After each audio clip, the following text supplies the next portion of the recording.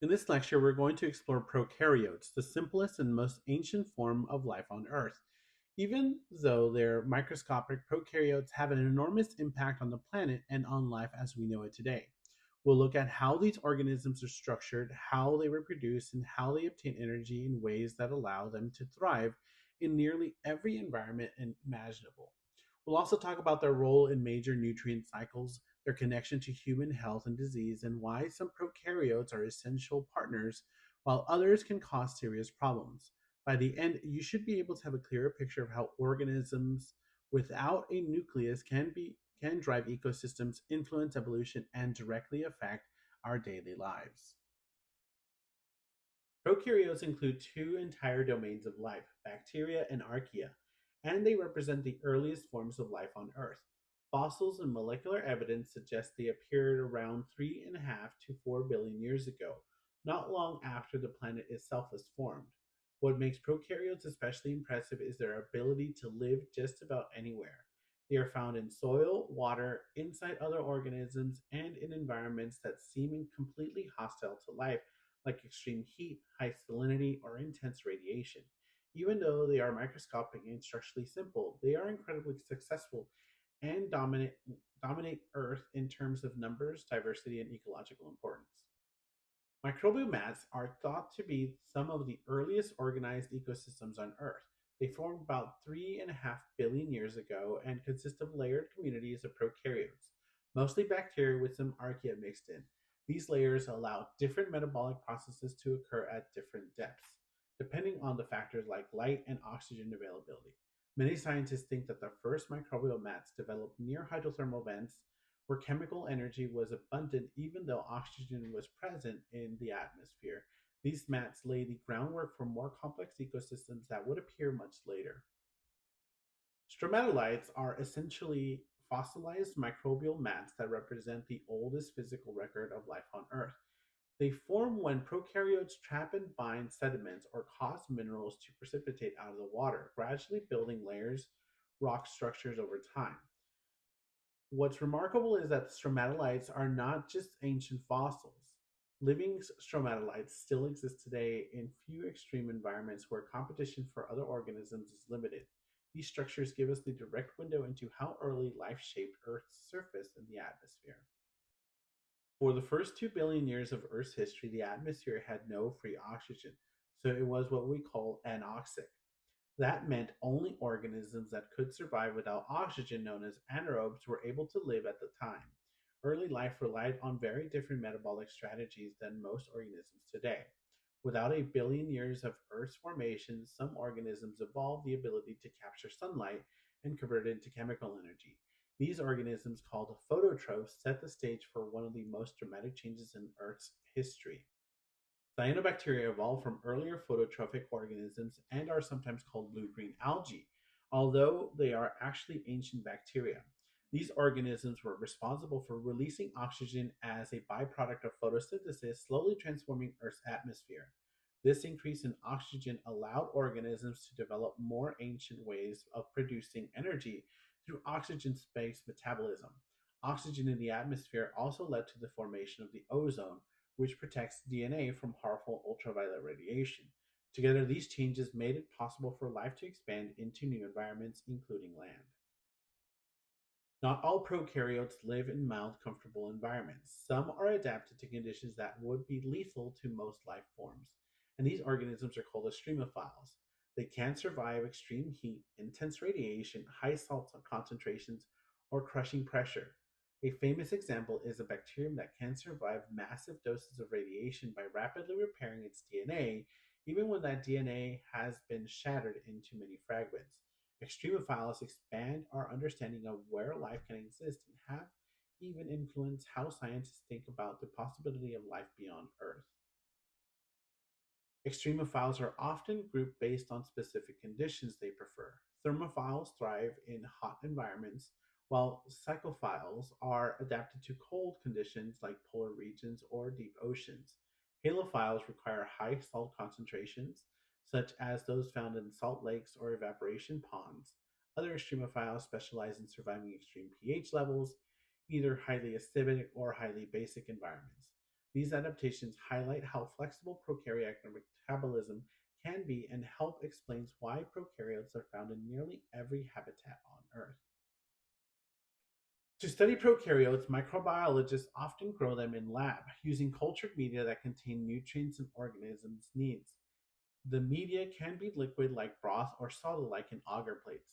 Temperature and environmental conditions have to be carefully controlled so that the organism can grow. After a period of incubation, growth becomes visible as cloudiness or liquid cultures or colonies on solid media.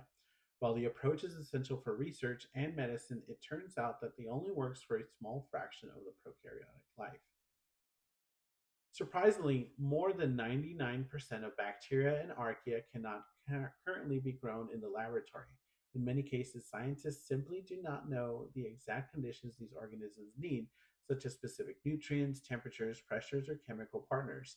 Some prokaryotes are obligate intercellular parasites, meaning they must live inside a host and cannot survive on their own.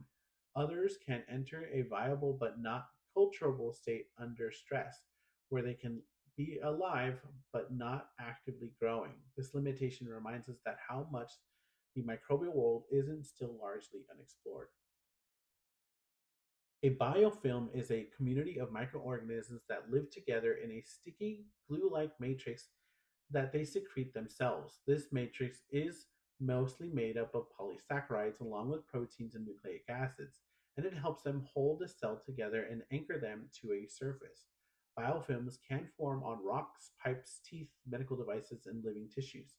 Because the cells are protected by this matrix and by each other, biofilms are much more resistant to environmental stress, disinfectants, and antibiotics than free living or planktonic cells.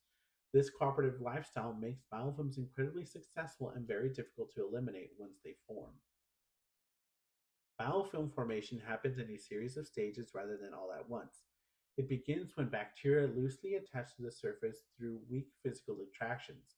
Over time, this attachment becomes permanent as hair like structures called pili anchor to the cell in place. The biofilm then grows as cells divide and recruit additional microorganisms, while producing an extracellular matrix that holds everything together. Eventually, parts of the biofilm break down, allowing cells to escape and colonize new surfaces. This cycle helps biofilms spread and persist in many different environments. Prokaryotes are commonly classified based on their shape, and there are three main categories. Cocci are spherical, bacilli are rod shaped, and spirali have spiral form. These shapes are not just for identification, that they can influence how a cell moves, how they attach to the surface, and how nutrients diffuse into the cell. Even though prokaryotes are structurally simple compared to eukaryotic cells, variation in shape contribute to their ecological role and survival strategies. Prokaryotes are single celled organisms, but their internal organization is still highly efficient. They do not have a nucleus nor a membrane bound organelle, so their DNA is found in the regions called the nucleoid rather than an enclosed membrane. This DNA usually exists as a single circular chromosome.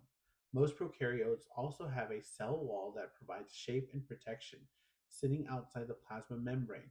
Some species have additional structures like capsules for protection, flagella for movement, or pili that help with attachment and genetic exchange. Prokaryotes reproduce asexually, most often through a process called binary fission. Unlike eukaryotic cells, they do not undergo mitosis. Instead, the circular chromosome is replicated and acts as the cell grows. The two DNA copies move apart. The cell then pitches inward at the center, eventually separating into two genetically identical daughter cells.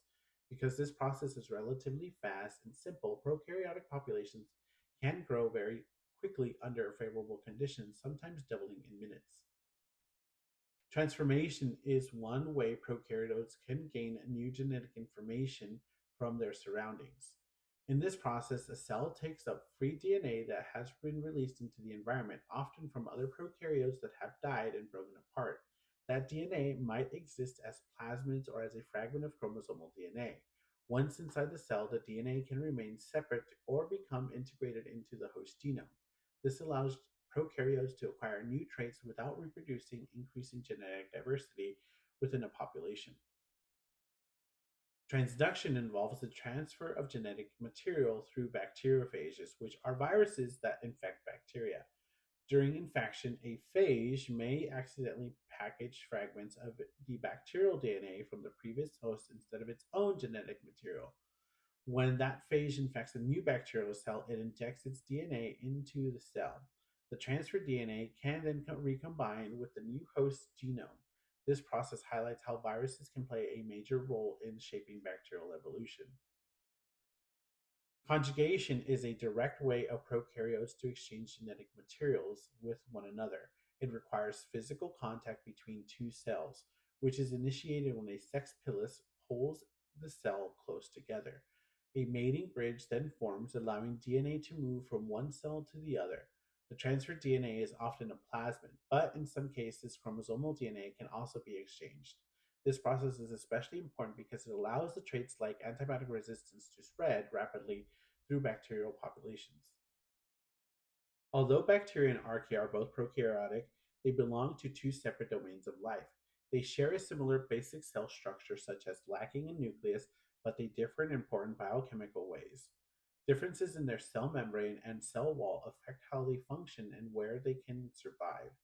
These molecular distinctions are one reason archaea are often found in extreme environments, although many also live in more moderate habitats. Understanding these differences helps clarify how easily life has diversified. One of the most important differences between bacteria and archaea is found in their cell membrane. Archaeal membranes are built with branched hydrocarbon chains, while bacterial membranes use straight linear fatty acids.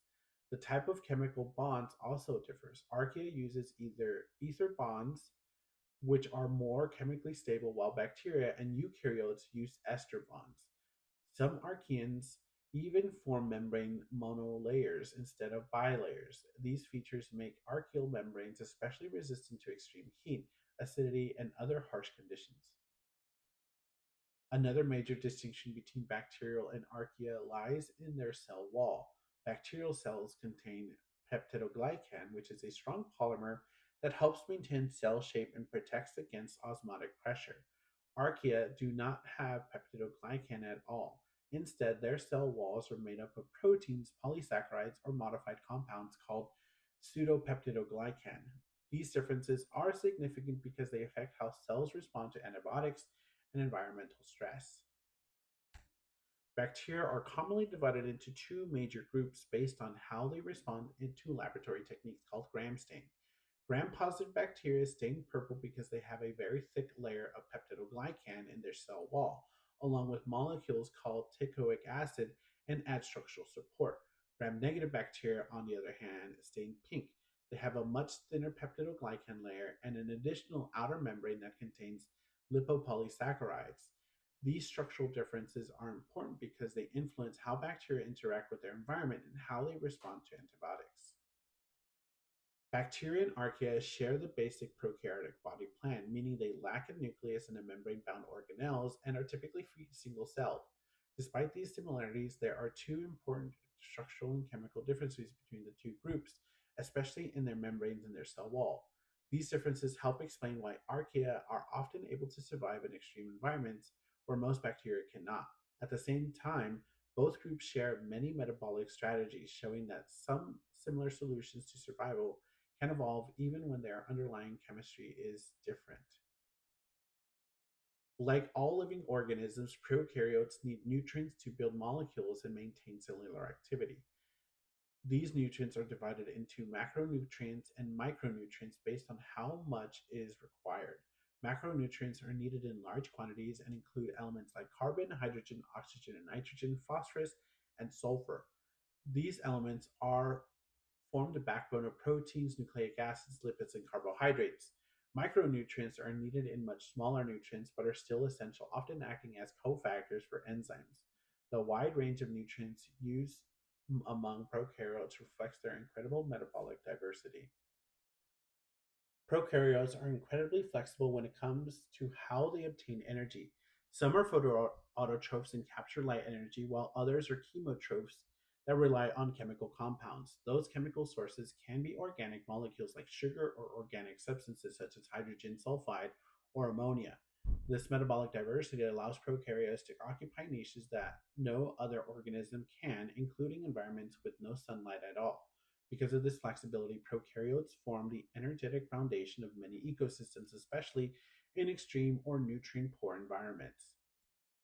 Prokaryotes play a central role in the carbon cycle by constantly moving carbon through the biosphere. Some prokaryotes fix carbon dioxide and convert it into organic molecules that can be used by other organisms.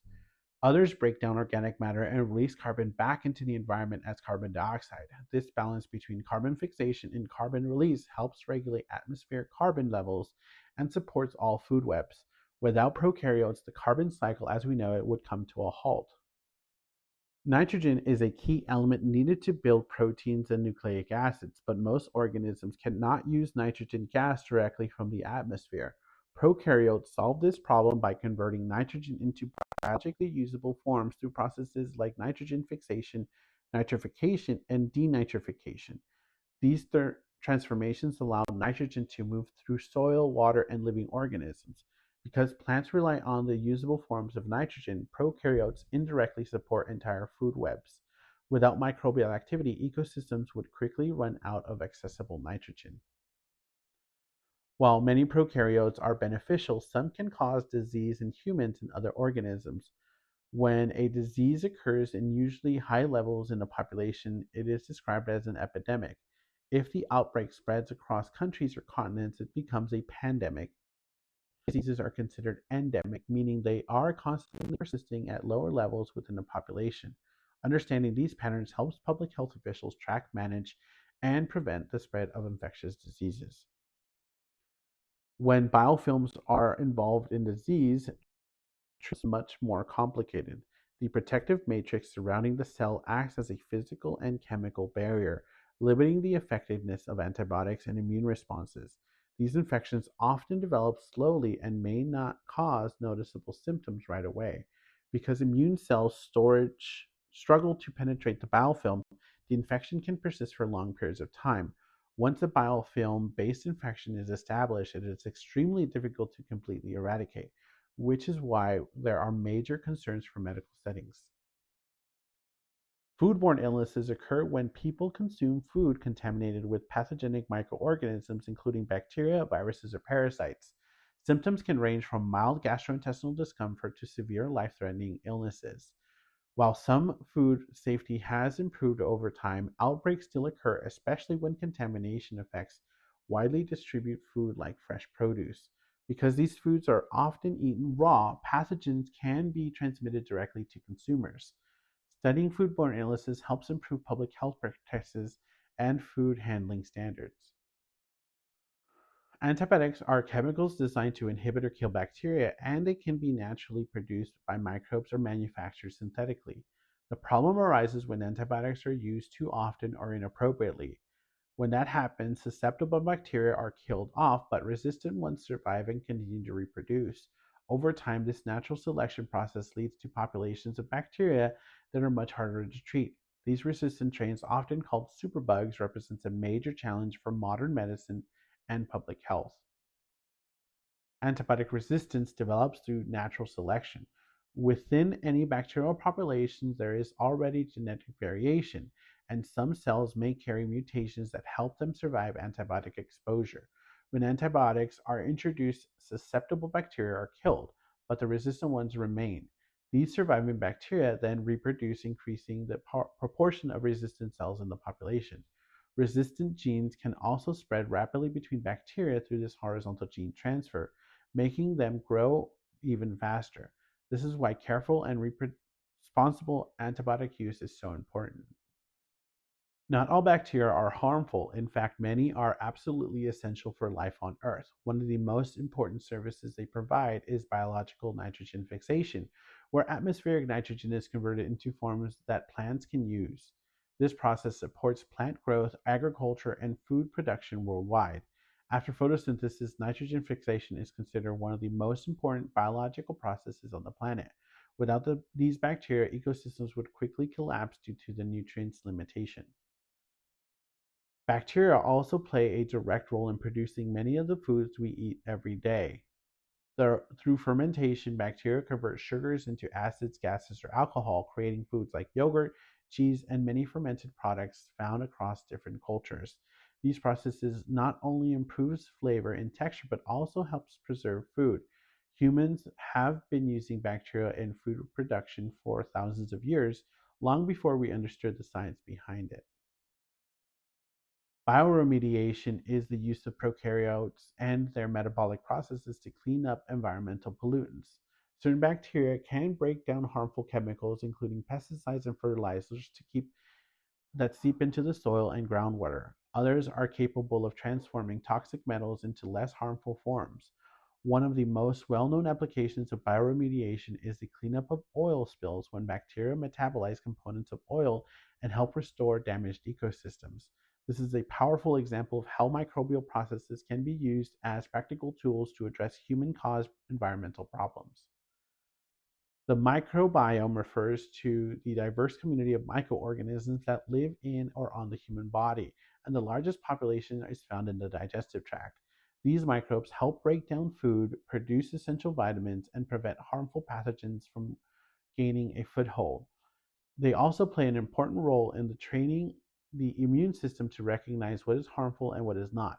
Each person's microbiome is unique, and scientists are discovering that disruptions of these microbial communities can be linked to a wide range of health issues. To wrap up, we covered the incredible diversity of prokaryotic life and how these cells are structured and organized. We look at the key differences between bacteria and archaea, especially at the molecular level. We also explored how prokaryotes obtain energy, cycle nutrients like carbon and nitrogen, and influence ecosystems worldwide. While some prokaryotes cause disease, many others are essential to human health, agriculture, and environmental stability. Understanding how prokaryotes help us appreciate how much life on Earth depends on organisms we rarely see. When you think about antibiotics, most people immediately focus on their role in killing harmful bacteria. That's a good starting point.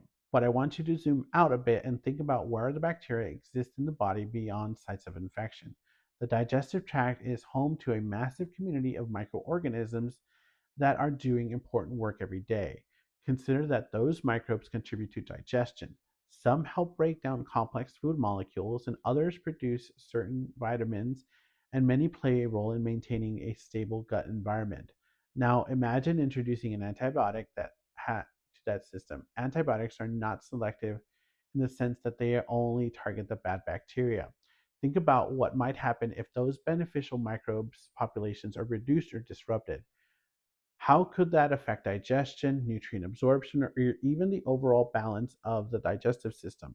I'll consider why people are often advised to take probiotics or experience digestive side effects during their antibiotic treatment. The key here is to connect antibiotic actions to the role of the microbiome in digestion, rather than focusing only on infectious treatments.